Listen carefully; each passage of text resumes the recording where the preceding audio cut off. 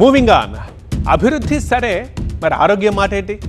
కాలంతో పోటీ పడుతూ పరుగులు తీస్తే సరిపోతుందా? ఆరోగ్యాన్ని విస్మరిస్తే పడిపోక తప్పదు. ఇది కాదనలేని చేదు నిజం. ఎస్, ప్రగతి పథంలో దూసుకెళ్తున్న తెలుగు రాష్ట్రాల్లో మరి ఆరోగ్య భద్రత ఎంత, హెల్త్ సెక్యూరిటీ అనేది ఎంత ఉంది? National family health survey shocking నిజాల్ని తెరపైకి తెచ్చింది. అవేంటో ఒకసారి చూద్దాం మనం. NFHS 6 రిపోర్ట్ ఆరోగ్య భద్రతపై తెలుగు రాష్ట్రాల్ని అలర్ట్ చేస్తోంది. 2024లో మార్చి నుంచి డిసెంబర్ దాకా నిర్వహించిన సర్వేలో సంచలనాలు వెలుగులోకి వచ్చాయి. హెల్త్ ఈజ్ వెల్త్ అంటారు, కానీ ఈ వెల్త్ క్రేజ్తో తెలుగు వాళ్ళు హెల్త్ని పనంగా పెడుతున్నారా? లావు కింతయు కాదు అనే చేదు నిజాల్ని కళ్ళకు కట్టింది NFHS. బీపీ, డయాబెటీస్ సహా సిజేరియన్లలో కూడా ఏపీ, తెలంగాణలు టాప్లో ఉన్నాయి. అది సంగతి. ఇక NFHS 6 సర్వేలో షాకింగ్ నిజాలు బయటకు వస్తున్నాయి. సిజేరియన్ ఆపరేషన్లు ఎక్కువగా జరుగుతున్నాయి దేశవ్యాప్తంగా. ఆ సిజేరియన్ ఆపరేషన్లలో టాప్లో ఉన్నవి మన తెలుగు రాష్ట్రాలు. ఎస్, ఆంధ్రప్రదేశ్, తెలంగాణ సిజేరియన్లలో టాప్లో ఉన్నాయి. తెలంగాణలో 62.2% సిజేరియన్స్ జరుగుతున్నాయి.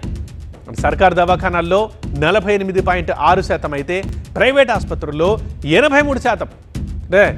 సో ప్రైవేట్తో పోలిస్తే గవర్నమెంట్ దవాఖానలోనే ఒక సగం జరుగుతున్నాయి. 100 మంది పేషెంట్లు వస్తే, ప్రెగ్నెన్సీ వస్తే అందులో 50 మందికి మాత్రమే సిజేరియన్స్ అవుతున్నాయి. బట్ ప్రైవేట్ ఆసుపత్రుల్లో ఒకసారి చూడండి, 83% సిజేరియన్సే. 100 మంది ప్రెగ్నెన్సీ వస్తే అందులో 83 మందికి సిజేరియన్స్ జరుగుతున్నాయి. అంటే ఒక 17 మంది మాత్రమే నార్మల్ డెలివరీ అవుతున్నారు.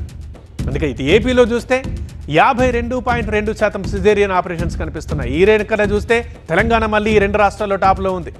ఇక డెలివరీ కోసం హాస్పిటల్కి వెళ్తే నార్మల్ ప్రొసీజర్ కన్నా C-సెక్షన్కే ప్రయారిటీ ఇస్తున్నారన్న ఆరోపణలు ఉన్నాయి. ఆరోపణలు ఏంటి? ఇప్పుడు మనం క్లియర్గా NFHS సర్వేలో రిఫ్లెక్ట్ అవుతుంది కాబట్టి అది నిజమని మనం నిర్ధారించుకోవచ్చు, కూడా రూఢీపరచుకోవచ్చు.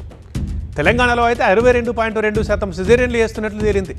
అంటే ఒక 100 మంది గర్భిణుల్లో 63 మందికి సిజేరియన్లే జరుగుతున్నాయి.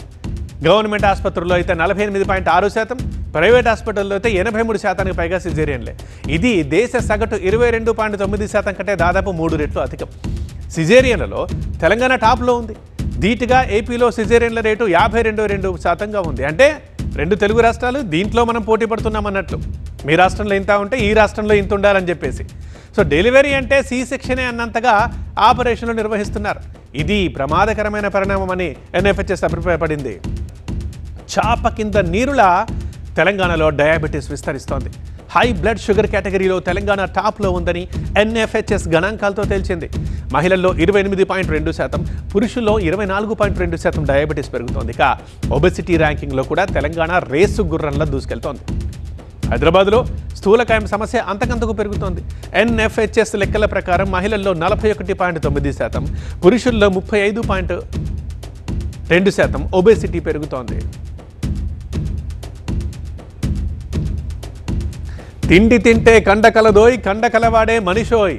తింటున్నారు, కండలు పెంచుతున్నారు, కానీ కల్తీ సరుకులు, ఫాస్ట్ ఫుడ్ ఆరోగ్యానికి ఎసరు పెడుతున్నాయి. NFHS 5తో పోలిస్తే NFHS 6 రిపోర్టు తెలుగు రాష్ట్రాల్లో ఆరోగ్య భద్రతకు సంబంధించి అలారం అని చెప్పొచ్చు. ఎస్, అభివృద్ధి సంగతి సరే, ప్రజారోగ్యంపై ప్రభుత్వాలు దృష్టి పెట్టాల్సిన అవసరాన్ని, ఆవశ్యకతని ఈ సర్వే క్లియర్ కట్గా తేల్చి చెప్పింది. ప్రభుత్వాలే కాదు, ప్రజలు కూడా తమ ఆరోగ్యంపై శ్రద్ధ చూపాలి. ఎవరి ఆరోగ్యానికి వారే బాధ్యులు.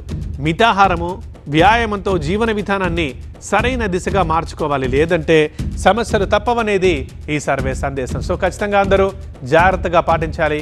మనల్ని మనం కాపాడుకుంటే, మన దేహాన్ని కాపాడుకుంటే మన దేశాన్ని కాపాడుకునే వాళ్ళం అవుతాం.